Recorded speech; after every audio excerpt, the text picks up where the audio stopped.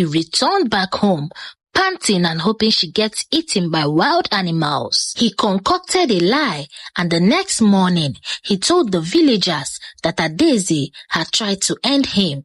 He said his mother had handed over the magic stick to him before her death, and out of jealousy, Adaeze tried to unalive him, but he escaped. My people, as I am talking to you right now, Adaeze knows I will expose her, so she ran away. The villagers, unaware of the truth, believed Maduka's tale.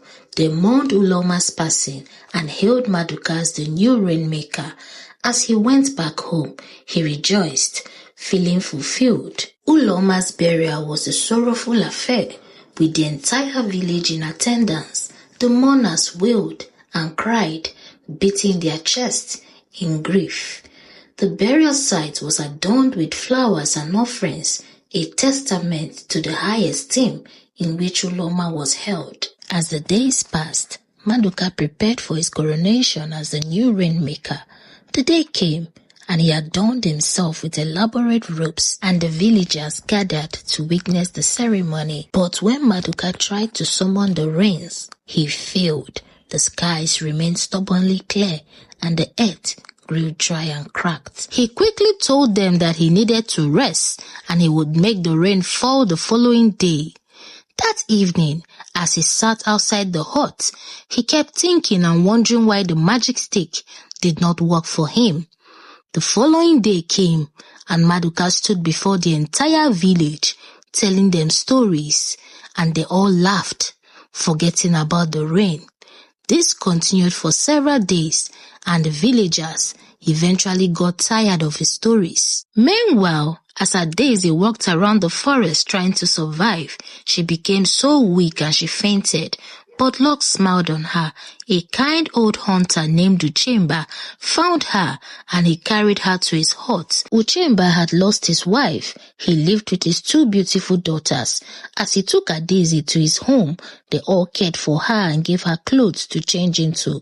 When she became strong, she explained everything, and they all sympathized with her. They bonded so well. Every evening, they would all sit outside, eating and gisting, but their hearts broke the day Adaeze told them she was ready to return to her village. They cried. They would miss her so much, but they had no choice but to wish her well. Adaeze journeyed back into the village of Ogidi. Meanwhile, in the village square, Maduka continued to deceive them with his cunning tales, but the villagers became so fed up. Desperate for a solution, they began to shout on him. Suddenly, Adaeze showed up.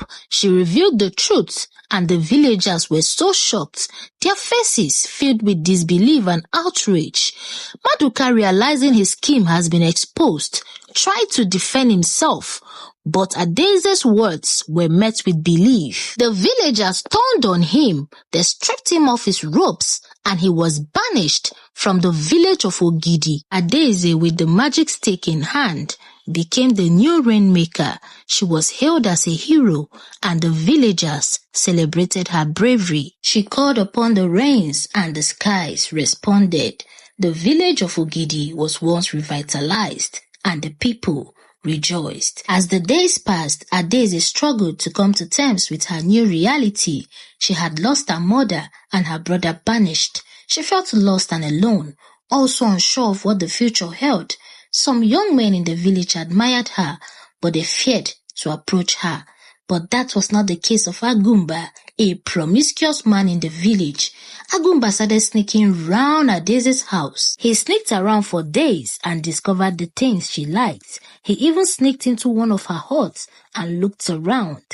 One day, Agumba prepared her favorite dish, and he took it to Adaeze as she sat outside. She was hesitant at first, but the aroma of the food and Agumba's sweet words eventually won her over, and that was how they became friends.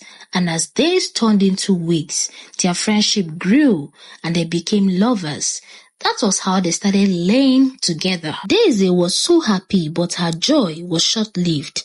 Agumba got close to her for only one reason: to get his hands on the magic stick. One fateful night as she slept, Agumba ran away with the magic stick and some of her belongings. The following morning, as Adaeze woke up, she looked for her lover beside her, but he was nowhere to be found. She checked all the huts, but there was no trace of Agumba. She went back inside her hut, and that was when she realized the magic stick was missing. Adaeze broke down in tears. She cried, "I regretted ever meeting Agumba." She informed the villagers, and they all blamed her. They would visit her house every morning and point fingers at her, insulting her and calling her all sorts of names.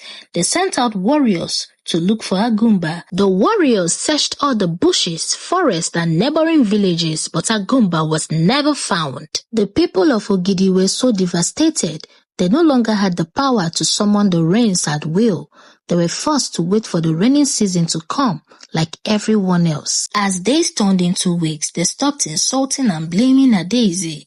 The villagers began to realize that they had taken the magic stick for granted. They had it so freely without even stopping to think about the consequences of their actions. They had forgotten that the stick was a gift and that it was not theirs to wield forever. As the months passed, the villagers learned to adapt to their new reality. They began to plant crops that were more drought resistant, and they learned to conserve water. They also began to appreciate the beauty of the rainy season and the way it brought life to their crops and their community.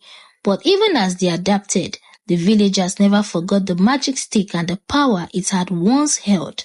They told stories about it to their children and grandchildren, and they passed down the legend of the stick from generation to generation. The story of the magic stick became a reminder of the importance of appreciating and never taking anything for granted. It was also a reminder that even the most powerful gifts can be taken away, and that true strength comes from within. Thanks for watching. I would love to know your thoughts in the comment section. Do not forget to like, subscribe, and share with your friends and loved ones. See you.